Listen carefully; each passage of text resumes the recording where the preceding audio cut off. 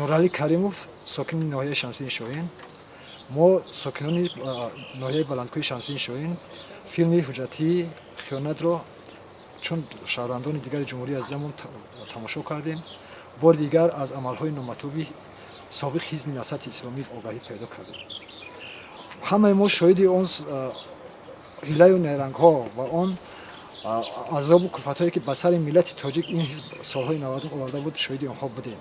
Ва бори дигар ин филм собитгари он гардид ки ҳанӯзам онҳо оромӣ надоранд. Мо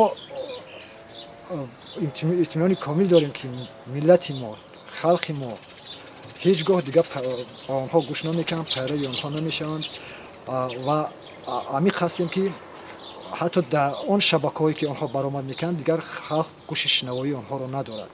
Мо намехоҳем ки ин сарзамине ки бо азоб бо меҳнату ҷонгузиҳои сарвари миллатамон обод гаштааст, бори дигар ба вартаи фалокату вартаи алангаи оташ андозем.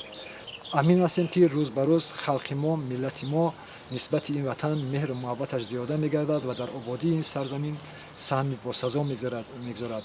Рӯзе мерасад ки Тоҷикистони мо чун мамлакатҳои беҳтарини дунё дар зебоӣ, дар шукуфоӣ номбардор мегардад. Ҳазорон сайёҳон ба ин сарзамин қадам ранҷа карда номи ватани моро, миллати бо фарҳанги моро бо дориҳои дур мебарад.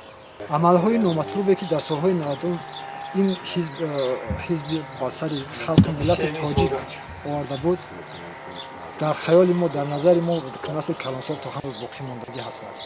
Ҳазорон ҳазор одамон гуреза, ҳазорон ҳазор фарзандон ятим монданд ва мо намехоҳем ки дигар бар сари миллати мо чунин мусибатҳо пайдо шавад.